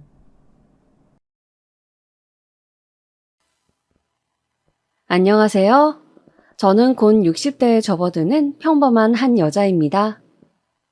많은 분들의 기구한 사연을 들으며 울다가 웃다가 하다 보니 저도 저의 일생을 통틀어 너무나 힘들고 또 너무나 통쾌했던 이야기를 해보고 싶어졌어요. 꽤 긴 이야기가 될 것 같네요. 재미있게 들어주시면 감사하겠습니다. 저는 막 시골에서 상경해서 도시에 터를 잡으신 부모님 덕에 제법 큰 도시에서 자랐습니다. 부모님은 농사짓던 땅을 마을 사람들에게 소작을 주고 큰 재래시장에서 포목점을 하셨어요. 당시에는 한복을 입는 사람들이 많았기 때문에 꽤 장사가 잘 되었습니다. 부모님은 성실하게 재산을 조금씩 늘려가셨어요. 저는 공부에는 별 흥미가 없었기 때문에 겨우겨우 고등학교를 마치고 여기저기 쏘다니면서 즐겁게 20대를 보냈습니다. 그러다가 엄마를 따라갔던 성당에서 한 오빠를 만나게 되었어요. 엄마가 성당을 다니기 시작하면서 저도 천주교 신자가 되었거든요. 사실 저와 그 오빠를 연결시키려고 두 팔 걷어붙이고 나선 것은 오빠의 어머니였는데 성당에서 가끔 마주치면 항상 밝게 인사를 하시고 저희 모녀에게 너무나 친절하셨기 때문에 부모님은 예비 시어머니가 되실 분에 대해 좋은 인상을 가지고 계셨어요. 또 오빠네 집이 재산은 별로 없지만 직장은 제법 큰 회사를 다니고 있었기 때문에 우리도 사는 게 나쁘지 않으니 큰 욕심 안 부리는 게 좋을 수도 있다고 생각하셨던 것 같아요. 돈보다는 사람이 우선이라는 생각이셨죠. 저도 가끔 성당에서 마주치면 꾸벅 고개를 숙여 목례를 하던 키가 크고 준수한 외모의 오빠가 싫지 않았고 결혼을 통해서 뭔가를 얻고 싶다거나 그런 욕심도 딱히 없었기 때문에 지금껏 그랬던 것처럼 부모님의 말씀을 따르기로 했습니다. 그래도 혼사가 워낙 자식의 인생에서 큰일이다 보니 부모님은 예비시댁에 대해서 성당 사람들에게 물어 이것저것 정보를 알아보셨다고 해요. 사람들 사이의 평판에 대해 뒷조사 아닌 뒷조사를 하신 거죠. 제가 외동인지라 무척 걱정이 많으셨고 매사에 원래 철두철미 하셨거든요. 그렇게 한동안 열심히 알아봐도 오빠네 집안에 대해서는 좋은 이야기만 들려왔어요. 형편이 어려운 성당 어르신에게 식사를 자주 챙겨드린다는 이야기, 또 고아원을 방문해 정기적으로 후원한다는 이야기 등등 빠듯한 형편에도 다른 사람을 돕는 일에 언제나 앞장서서 나선다는 이야기들이었어요. 인품을 가장 중시하셨던 부모님은 그런 부모 밑에서 자란 아들이 얼마나 반듯하겠냐며 살면서 내 딸 서럽게 하지는 않을 것 같다고 그 집에 저를 시집 보내기로 결정하셨죠. 그래서 저는 양가 부모님들의 추진으로 28살의 나이에 조금 늦은 결혼을 하게 되었습니다. 시어머니는 시장에서 야채 장사를 하셨는데 저를 보고 곱게 자라서 아기 같다며 자신이 끼고 보살펴주고 싶다 하셔 저희 부부는 시부모님과 합가를 해서 살게 되었어요. 저는 시부모님과 함께 지내는 것이 싫지 않았습니다. 항상 웃으며 제 이야기를 들어주시고 딸을 챙기는 것처럼 살갑게 대해주셨기 때문이죠. 그렇게 시작된 제 결혼 생활은 항상 시부모님과 함께였어요. 저는 회사에 간 남편을 기다리는 낮 시간 동안 시어머니 일을 가끔 도와드리기도 하고 또 어깨가 결리다고 하시는 시아버지 어깨를 안마해드리기도 하면서 그분들과 잘 지내려고 노력했습니다. 또 회사 일에 남편이 지쳐 보이면 가끔 주말에 남편과 나들이를 가기도 하면서 비교적 즐거운 신혼생활을 했어요. 그런데 제가 결혼한 지 3년째 되던 해에 큰 눈이 내렸습니다. 부모님은 시골집에 다녀오시다가 그만 불의의 사고를 당하고 말았어요. 도로가로 눈덩이들이 덮치는 바람에 자동차가 도로에서 절벽으로 떨어지게 되었고 안에 타고 계시던 부모님은 갑작스럽게 사고로 유명을 달리하셨습니다. 저는 너무나 황망하고 가슴이 찢어져 어찌할 바를 몰랐어요. 장례를 치르면서도 뭘 해야 할지 몰라서 마냥 울고만 있었습니다. 심지어 저는 그때 임신 초기였거든요. 그래서 장례를 치르는데도 더 앞에 나서서 뭔가를 하지 못하고 계속 기운이 없어 주저앉아 쉬기만 했습니다. 고맙게도 시부모님과 남편이 나서서 모든 일을 처리해주고 상심에 몸을 가누지 못하는 저를 살뜰히 챙겨주었습니다. 저는 부모님이 그렇게 황망하게 가시고 형제도 없는 외동이었기 때문에 하루아침에 피부치가 사라져버린 신세가 되었죠. 그렇지만 마냥 울고 있을 수는 없었어요. 저는 떠나면서 제 걱정을 하셨을 부모님께 부끄럽지 않게 힘을 내서 열심히 가정생활을 하고 씩씩하게 살아야겠다고 생각했습니다. 뱃속에 아기라도 없었다면 얼마나 더 마음이 허전했을까 생각하면서 저는 슬픔을 견디며 태교에 힘쓰려고 노력했습니다. 그런데 어느 날 시어머니께서 제가 생각지도 않았던 이야기를 하시는 것이었어요. 예, 며느라가 저기 삼거리에 갈비집 자리가 났다더라. 내가 또 갈비탕을 기가 막히게 끓이거든. 누가 식당 하나 차릴 돈만 마련해주면 진짜 대박 날 자신 있는데 요즘 야채 장사도 시원치 않구나. 맞아, 여보. 우리 엄마 갈비탕 저번에 먹어봤지? 국물이 완전 기가 막힌다니까? 차리기만 하면 돈 쓸어오는 건 완전 당연한 거지. 그렇게 한동안 저에게 제가 받은 유산으로 식당을 차리면 앞으로 우리 가족 모두가 먹고 살 걱정 없이 편히 살 수 있다고 온 시댁 식구들이 반복적으로 이야기를 하더군요. 만약 그냥 주는 게 좀 걸리면 당장 이자 없이 빌려주는 것으로 생각해도 되지 않겠냐고 차용증을 써주겠다고 하셨습니다. 어차피 우리가 장사로 잘 되면 그 재산 다 네 뱃속에 있는 아기가 다 상속받을 건데 다 같이 더 좋은 방향으로 가자는 것이라고도 하시더군요. 저 역시 계속 이야기를 듣다 보니 제가 혼자 뭔가를 할 수 있는 기술도 없고 어차피 자식을 낳으면 이 집 자손이 되는 것이니까 다 제 자식 몫으로 생각하고 시댁에서 큰 갈빗집을 차릴 수 있도록 돈을 내주고 말았어요. 그래도 마음 한구석이 찝찝해서 차용증은 써서 공증을 받아 장롱 안에 잘 보관해 두었고요. 그러나 사람이 화장실 들어갈 때랑 나올 때가 다르다 하던가요? 부모님이 돌아가시고 유산을 전부 시댁에 드린 후로 어쩐 일인지 시부모님께서 예전보다 저를 꾸짖거나 구박을 하는 일이 잦아지더군요. 특히 어머니가 웃으시면서 조금 면박을 주시곤 하더군요. 농담 같기도 하고 진담 같기도 한 그런 말들이었어요. 설거지하고 싱크대에 물방울이 몇 방울 튀었다며 이런 것도 제대로 못하냐라고 크면서 너무 곱게 크기만 한 거 아니냐 뭐 이런 이야기들이요. 분명히 예전에는 곱게 자란 귀한 딸 자식 저희 아들에게 주셔서 감사하다며 저에게 너는 항상 이렇게 웃으며 앉아있으라고 아무것도 하지 않아도 된다고 하시던 어머니셨는데 말이죠. 급기야는 제가 준 재산으로 갈빗집을 오픈한 지 얼마 안 돼요. 시어머니는 설거지 아르바이트생이 일을 제대로 못한다면서 이 기회에 너도 내 후계자로서 일이 손에 익어야 한다고 잘하면서 손에 물 한 방울 안 묻혔던 저에게 식당에서 아침부터 밤까지 설거지하고 기본 식재료 다듬는 일을 시켰습니다. 하도 시어머니께서 단호하게 꼭 필요한 단계라고 이야기를 하셔서 저도 그래 언젠가는 내가 이 식당을 물려받아야겠지 하며 어쩔 수 없이 하겠다고는 했지만 난생 처음 해보는 몸 쓰는 일이 너무 힘들더군요. 하루하루 저는 마치 로봇처럼 반복해서 지저분한 음식물 찌꺼기들을 씻어내야 했어요. 그리고 양파도 까고 감자도 썰었습니다.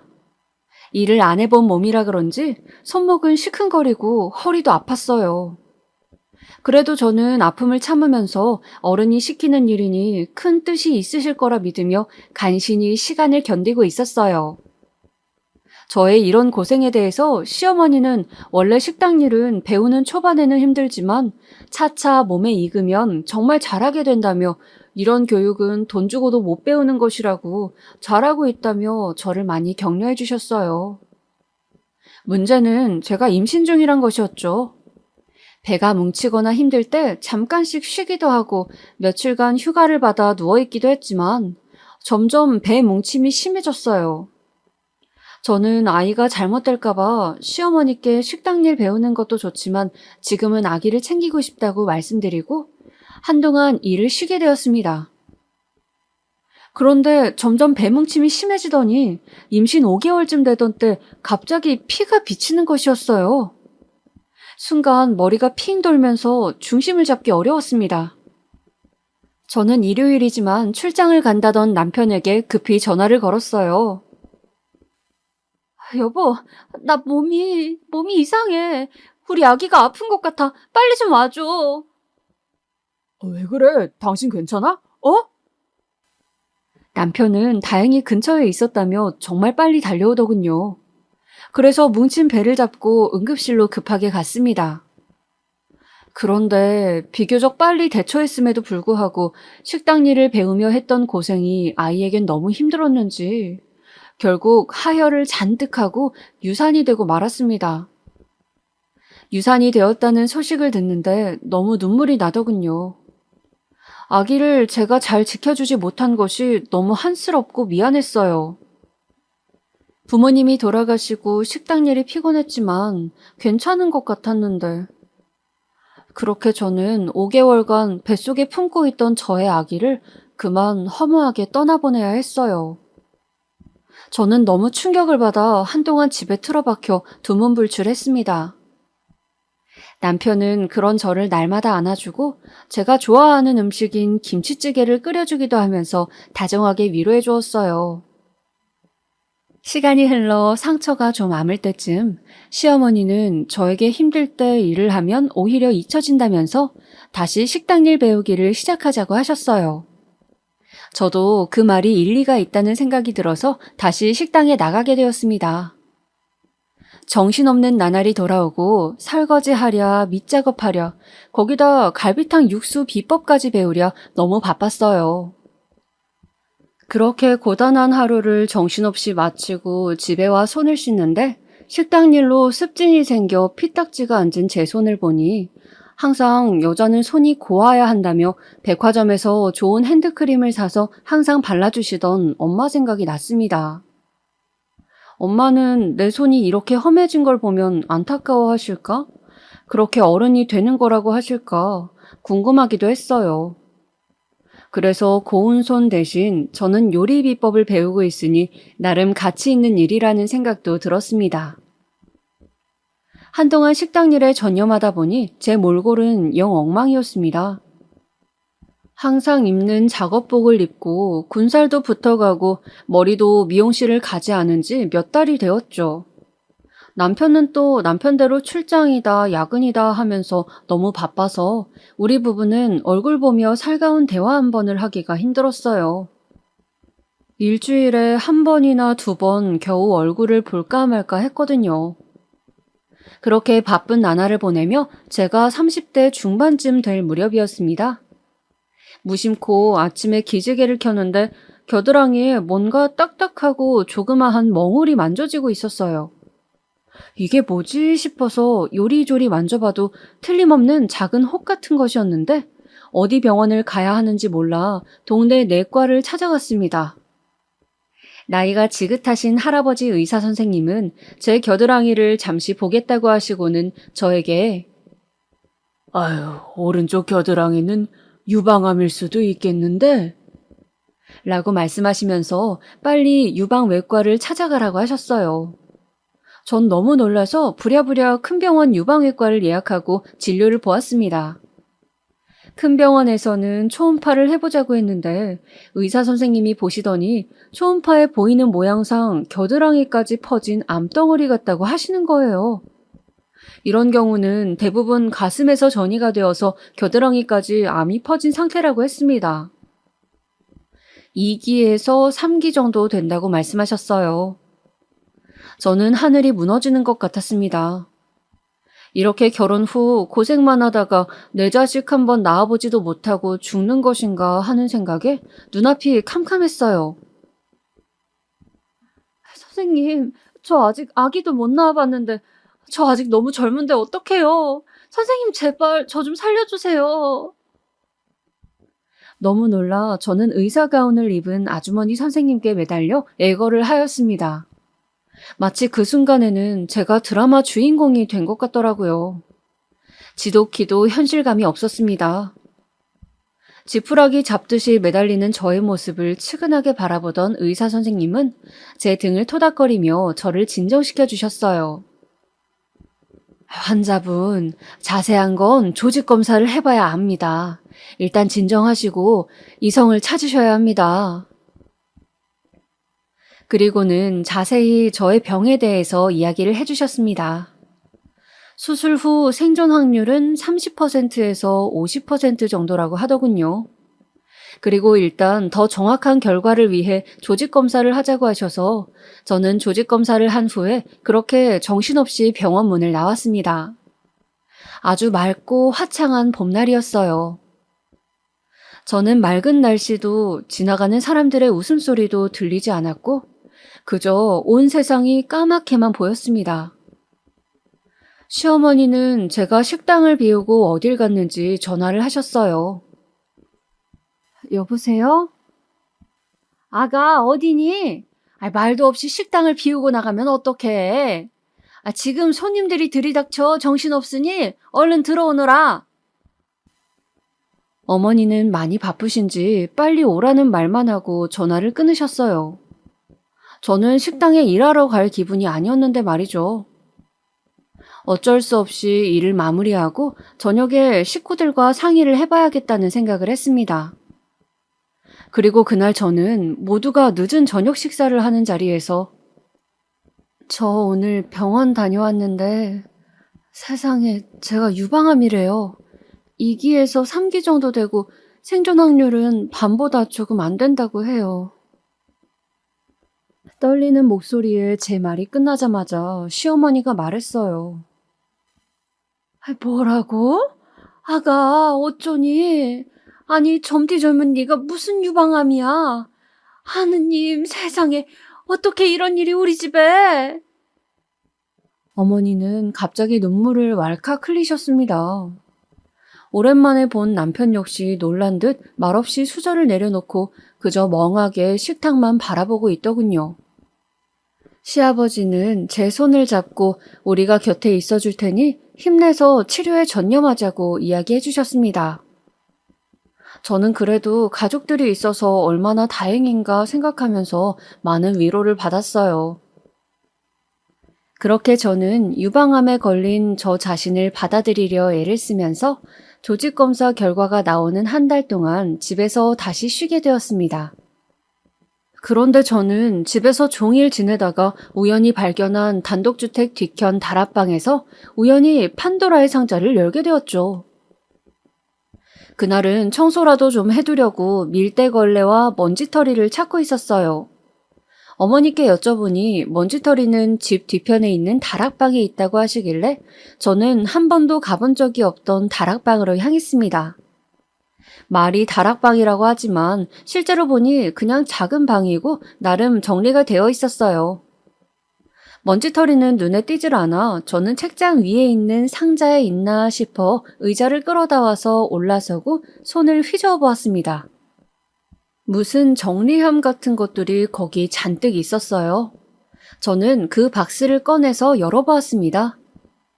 박스 안에는 남편의 통장과 잡다한 서류들, 그리고 제 보험 서류 등이 있었어요. 아, 이게 여기 있었구나 생각하며 저는 먼지털이가 아니라는 생각에 다시 일어서려다 문득 남편의 통장을 처음 본다는 생각이 들었어요. 호기심에 열어본 통장에는 별 내용은 없었는데 한 가지 이상한 점이 있었어요. 동일한 이름의 사람에게 남편이 다달이 50만 원씩을 붙여주고 있었던 거예요. 시점은 저와 결혼하고 6개월쯤 후부터더라고요. 꼬박꼬박 한 달에 한 번씩 말이에요. 저는 뭔가 좀 찝찝한 기분은 들었지만 사업상 돈을 붙일 때가 있는 것인지 다음에 한번 물어야겠다고 생각하고서는 먼지털이를 다시 뒤지느라 잊고 말았습니다. 어차피 저는 생활비를 어머님께 받고 있고 남편도 월급을 어머니께 드리고 있어서 남편하고 바로 돈 얘기할 일이 별로 없었거든요. 어머니께서 저희에게 식당의 수입과 신랑의 수입을 합쳐 연금도 넣고 투자도 하고 있다고 하셨고 주기적으로 확인도 시켜주셨으며 제 용돈도 넉넉하게 주시고 계셨습니다. 그날 저녁 모두가 늦은 저녁을 먹고 있을 때 갑자기 어머니께서 조심스럽게 이야기를 꺼냈습니다. 얘야, 그런데 이런 거 물어보기 좀 뭐하다만 혹시 보험에서 암 진단금이 나온다더냐? 말씀을 꺼내시는 어머니께서는 잔뜩 제 눈치를 살피시는 것 같았습니다. 밥을 먹는 시아버지와 남편의 수저 소리도 어쩐지 어색하게 들렸어요. 아, 네, 어머니. 부모님이 생전에 제 보험을 꽤 많이 들어두셔서 아마 5천 이상은 진단금이 나오는 것으로 알고 있어요. 뭐 자세한 것이야 실제 암 몇 개인지 조직검사 결과가 나와야 알 수 있겠지만요. 아유, 그러면 아가야, 혹시, 아이고, 내가 참 염치가 없어서 원. 무슨 말씀이신지 어머니는 이야기를 꺼내려다 한숨을 땅이 꺼져라 쉬는 것이었어요.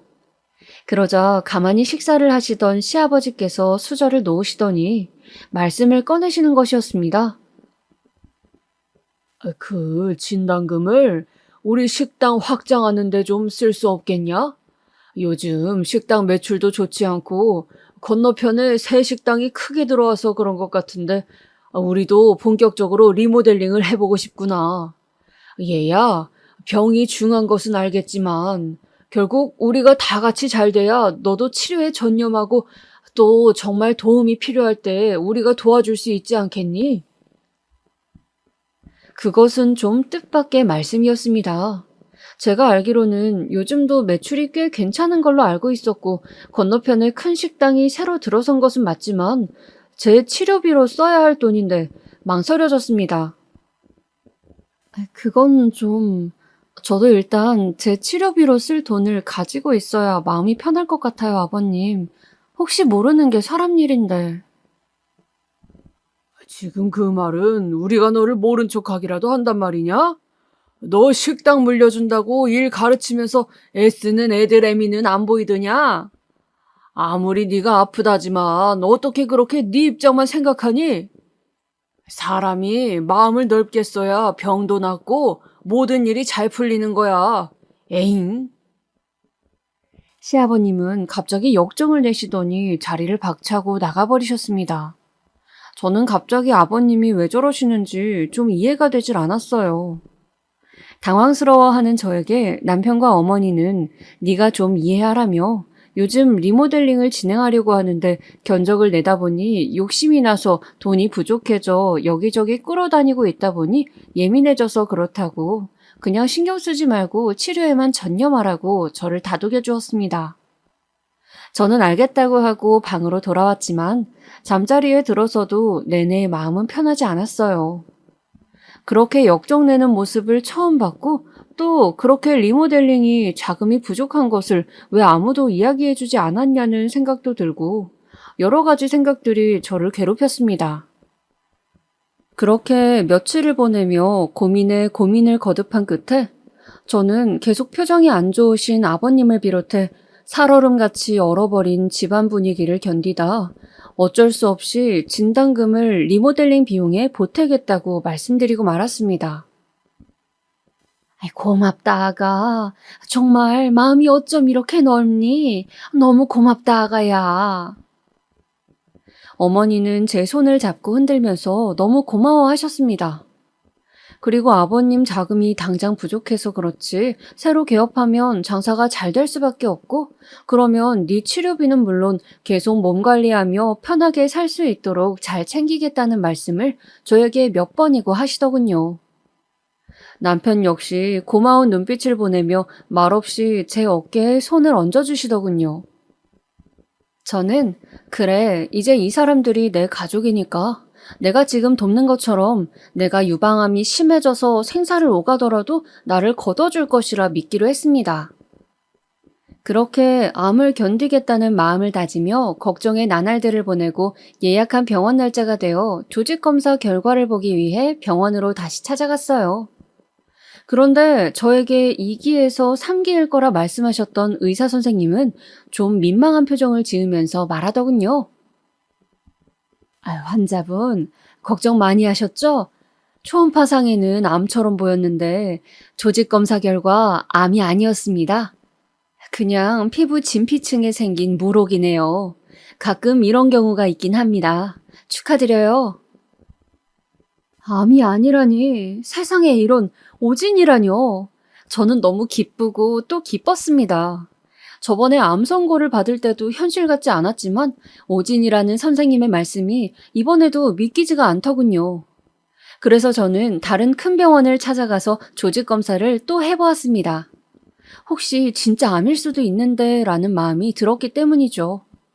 그런데 정말로 천만다행히도 정말 오진이 확실했습니다. 그냥 제 겨드랑이에는 3cm의 작은 물혹이 있는 것뿐이었어요. 아주 간단한 시술로 피부를 째내고 제거할 수 있다고 했습니다.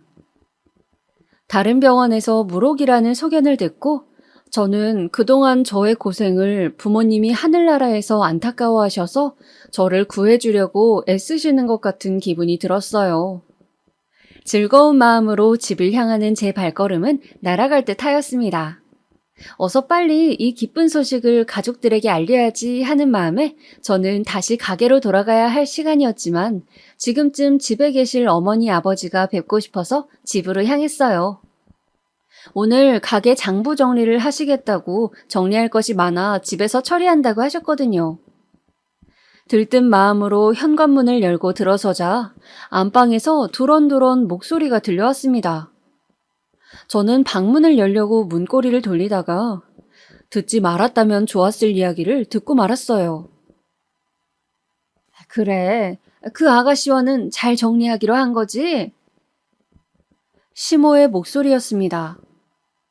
네, 이번에 그 사람 진단금이 나오면 그걸 주고 잘 마무리하면 될 것 같아요.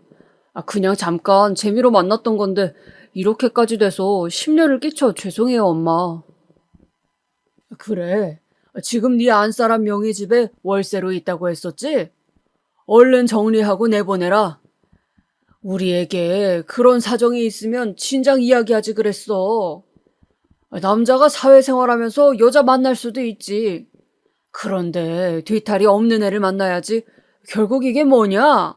돈이나 몇 천씩 뜯기고 앞으로 정신 차리고 살거라.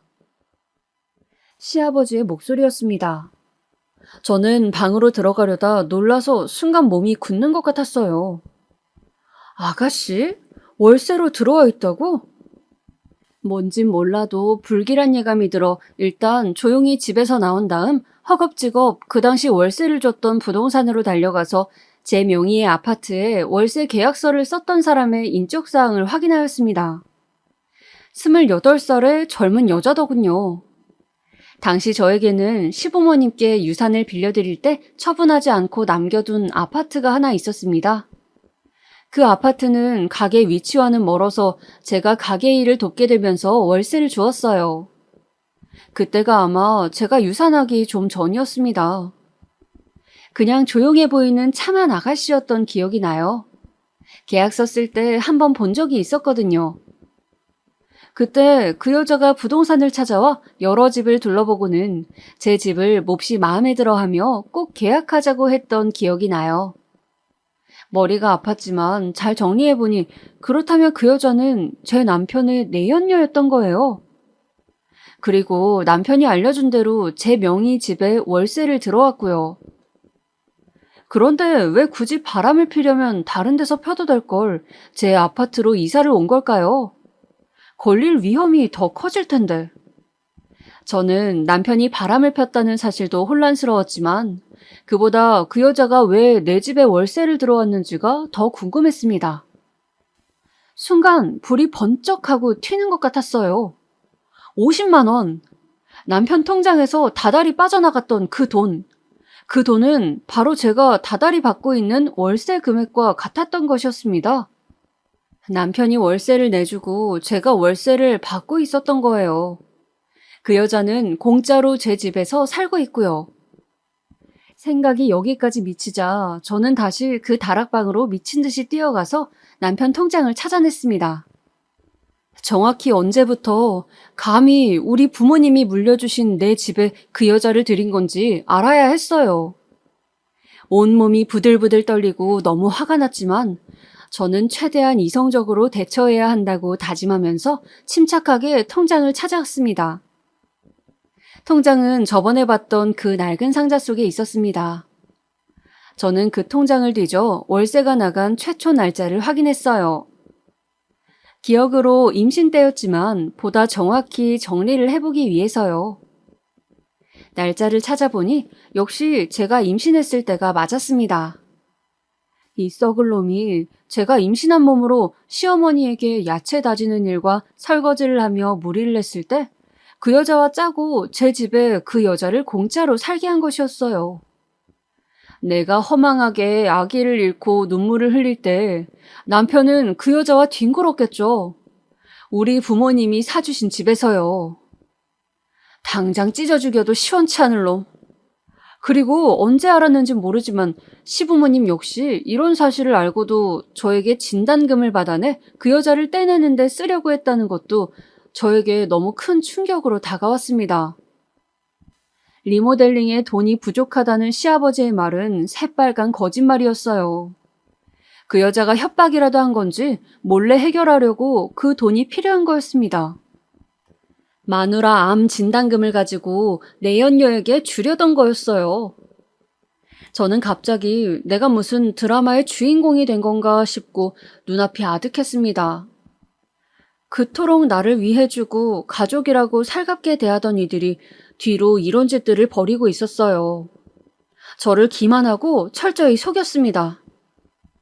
생각이 여기에 미치자 뒤늦게 부모님의 유산을 전부 시댁으로 넘긴 건 역시 너무 후회스러웠습니다. 내가 왜 그런 바보 같은 짓을 했을까? 아무리 임신 중이었다 해도 너무 쉽게 결정할 일이 아니었는데 너무도 제가 한심하고 바보 같았습니다. 지금껏 속으면서 당하고 산 것이라니.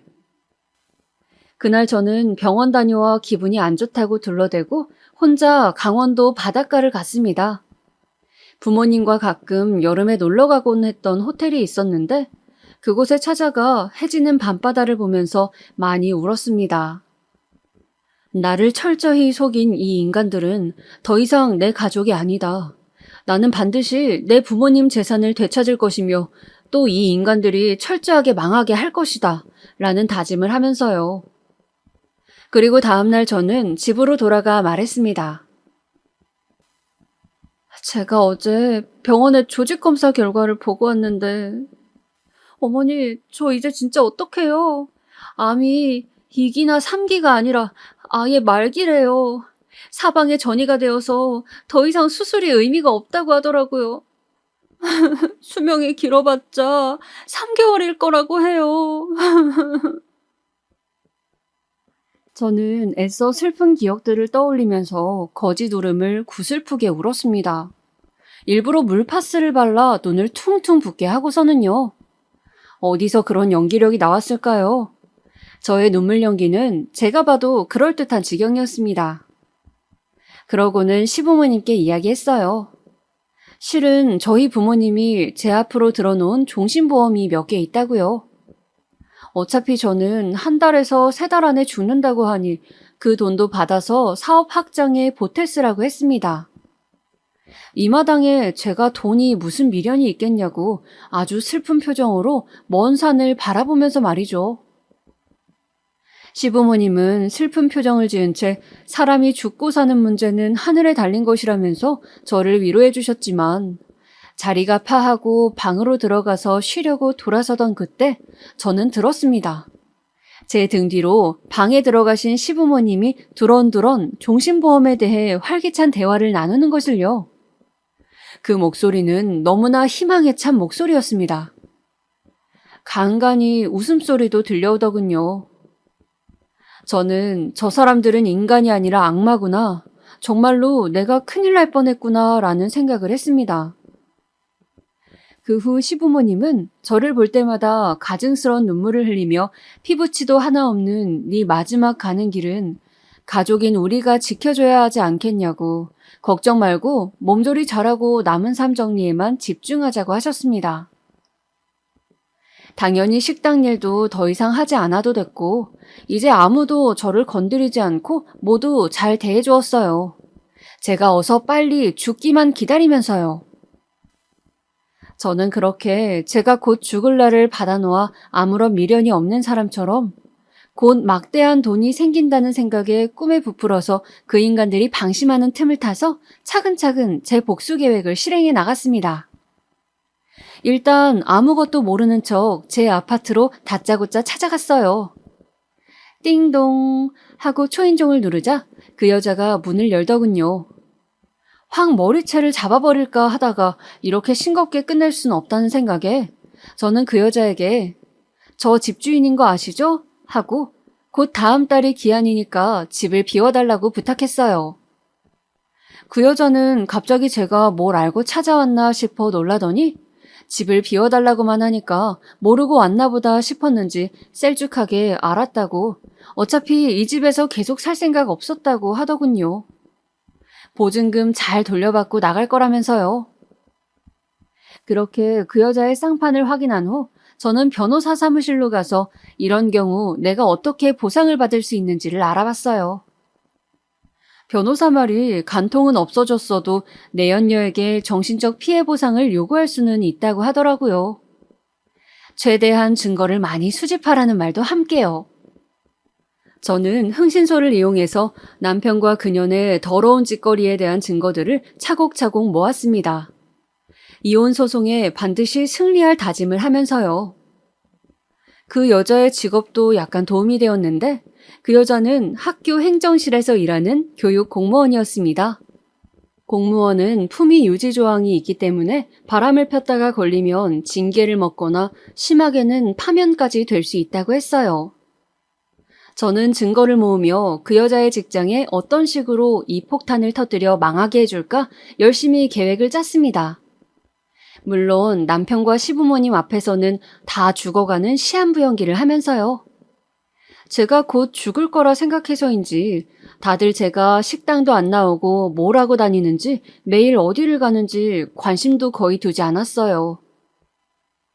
그리고 저는 부모님의 재산을 남길 때 시부모님이 써주신 차용증을 장롱 속에서 찾아내서 법적 효력을 알아보았습니다. 당시에 약식이었지만 공증을 받아두었기 때문에 돈을 빌려줬다는 것은 증명이 된다고 했어요. 돈과 관련된 부분은 항상 공증을 받으라고 알려주신 아빠가 새삼 생각나는 날이었습니다.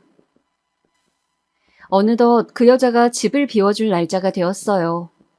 그 여자가 쪼아대는지 남편은 차츰 초조해하는 기색으로 저를 마주칠 때마다 진단금은 어떻게 되었냐고 언제 나오는 거냐고 물어댔어요. 저는 곧 나올 거라고 진단금 나오면 바로 갖다 준다는 말만 반복하면서 기운이 없어 방에 들어가 쉬어야겠다고 자리를 계속 피해버렸습니다.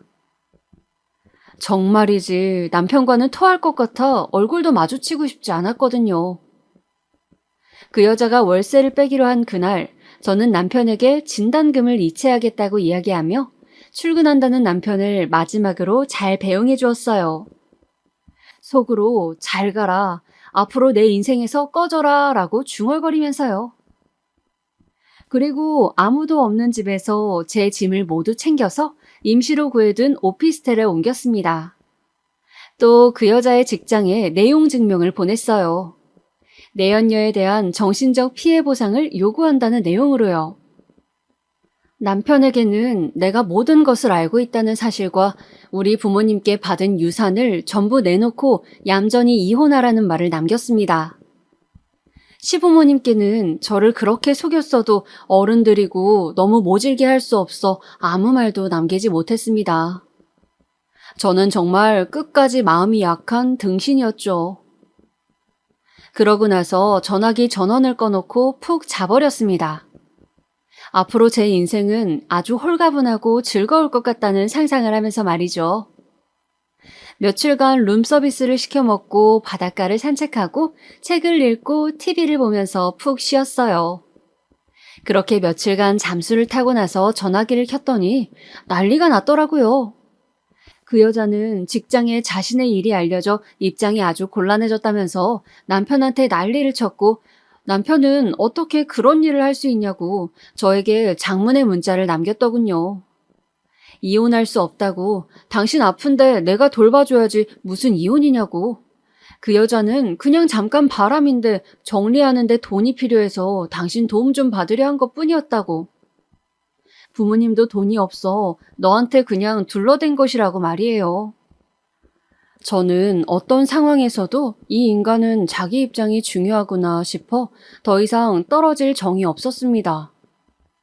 어쩌다가 이런 인간과 결혼을 하게 되었는지 원. 정말 어디 가서 접시물에 코 박고 죽는 게 낫겠다 싶은 심정이었어요. 저는 나 암 아니라고, 오진이라고, 우리 부모님 유산 법적으로 다 받아낼 거니 식당 내놓고 정리해서 곱게 주는 게 좋을 거다라고 말하며 그동안 나를 속였던 결혼 생활에 대한 위자료도 두둑히 챙겨 넣으라고 말했습니다. 이혼 소송할 거니 변호사 구하라는 말과 함께요. 시부모님이 제 거처를 수소문하고 저에게 전화를 해서 꼭 부모님 유산까지 받아야겠냐? 열심히 일해서 갚으면 안 되겠냐? 그래도 암이 아니라서 다행이다. 다시 우리 아들과 잘 살아보면 안 되겠니 등의 사탕 말림을 했지만 저는 절대 제가 어디 있는지도 다시 시작하겠다는 말도 하지 않았습니다. 나중에는 하도 시달리게 해서 변호사를 선임하여 변호사를 통해 모든 일처리를 했습니다. 그렇게 저는 그 여자를 직장에서 쫓겨나게 만들고 남편과 시부모님을 결국 빚더미에 앉게 했죠. 저를 좋은 말로 유인하고 구워 삶아 자신들이 편한 대로 이용하려 했던 자들에게 어울리는 말로였다고 생각해요. 무엇보다 부모님이 평생 포목점을 하시며 외동딸인 저에게 물려주신 그 재산을 결국 시부모님의 식당을 처분하게 하고 남편 월급을 차압까지 해서 다시 되찾을 수 있었다는 것이 뿌듯합니다. 나중에 들려온 소식에 따르면 남편은 그 여자와 완전 악다구니를 쓰며 싸웠고 서로 주먹 다짐까지 하는 등 최악으로 끝이 났다고 합니다. 그 후로 남편은 거의 폐인이 되어 매일 술만 마신다고 하고 어머니는 원래 하시던 야채 장사를 시장에 작은 점포를 세워더 시작하셨다고 해요. 시아버지는 스트레스로 건강이 좋지 않다고 하더라고요. 얼핏 뇌경색이 오셨다고 하는 것 같더군요. 아프시다고 하니 한편 마음은 안 좋았지만 그래도 어쩔 수 없다고 생각하기로 했습니다. 저는 더 이상 그 집안 며느리가 아니니까요. 저는 돌려받은 저의 재산으로 부모님께서 포목점을 하시기 전에 살던 시골 동네에 작은 2층 집을 사서 소박한 저의 거처를 만들었습니다. 그리고 매일 아침 걸어서 20분 거리에 있는 부모님 산소에 갑니다. 평소 좋아하시던 배추전을 부쳐서 막걸리를 한 잔 하러 가기도 하고 가서 제잘제잘 이야기를 걸어드리기도 합니다. 가끔 제가 부르면 좋아하셨던 가요를 불러드리기도 해요. 그렇게 한참을 앉아있으면 마치 예전에 같이 살던 시절 부모님과 소파에 앉아 정답게 이야기를 나누던 젊을 때의 저로 돌아간 것만 같습니다. 제가 애교를 부리거나 장기자랑을 할 때마다 박장대소를 하며 박수를 치시던 아버지의 모습과 그만 장난하고 과일 먹으라며 핀잔을 주시면서도 미소를 지으시던 어머니가 떠오릅니다.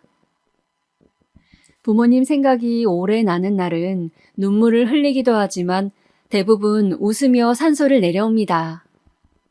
물론 그렇다고 그동안의 힘든 삶이 아예 없던 일이 되는 건 아니어서 이런 편안하고 꿈 같은 하루들의 끝에는 가끔 그 집에서 식당 일을 하고 있는 악몽을 꾸기도 해요. 그런 꿈을 꾸고 깨어나면 내 지난 과거도 꿈이라면 얼마나 좋을까 눈물이 흐르기도 합니다. 그래도 제가 살아가면서 힘들었던 모든 순간에 부모님이 항상 저를 도와주셨다는 것을 저는 믿게 되었습니다. 결국 암 진단이 오진이었던 것도 시댁에서 벗어날 수 있었던 것도 부모님의 사랑이 만들어낸 기적 같은 일이라 생각하거든요.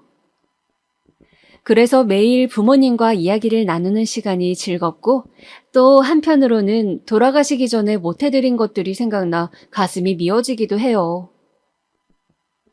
부모님에 대한 격언 중에서 나무가 고요하고자 하나 바람이 그치지 않고 부모에게 효도하고자 하나 부모는 기다려주지 않는다는 말이 있던가요?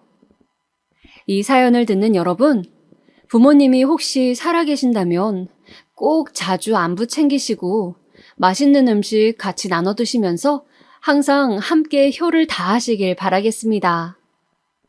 저처럼 돌아가신 후에 가슴 치지 마시고요. 제 이야기는 여기까지입니다. 끝까지 들어주셔서 감사합니다. 요즘 코로나가 너무 심한데 더욱 건강 잘 챙기시길 바라겠습니다. 그럼 오늘 하루도 평안하게 보내세요.